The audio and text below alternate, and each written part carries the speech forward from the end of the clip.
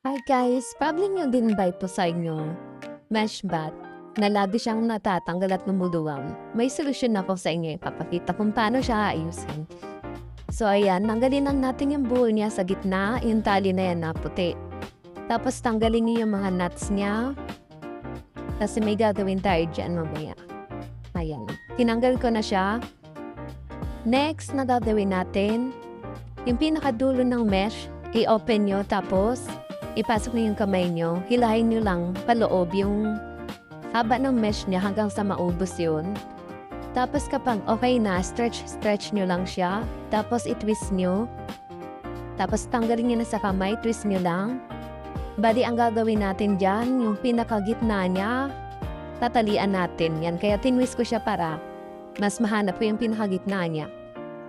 Tapos ayan, pag na-twist nyo na siya, numipis siya. Kunin mo na yung tali na tinanggal nyo doon sa dating pagkakatali ng mesh. Tapos, itali nyo lang din sa gitna niya. Katulad niyan. Pero, ang gagawin nyo, didiinan nyo lang yung sa gitna niya kasi mabilis siya parang mag-floppy. Tapos yan, pag natali nyo na yung unang nuts niya, i-support nyo lang yung pinakagitna niya kasi kailangan mo pa siyang talian uli ng another nuts pa para hindi siya ganun kaluwag at mas maigpit siya. Ayan, diniinan ko ng isang daliri lang. Tapos, ayan, ditatali ko na. Basta diskarte nyo na lang. Kung anong daliri ipandidiin nyo. Tapos, ayan, tinadi ko na. Katali ko ng ganyan. Yung pinakadulo naman niya, kailangan din natin itali para kapag sinabit natin siya sa mga CR natin, hindi siya mahirap hanapan ng pangsabit.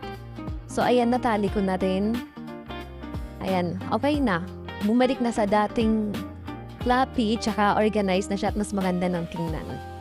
So ayan, imbis na itapon natin yung mga bat mesh natin, ganyan na lang gawin natin para maba pa yung pagkagamit niya.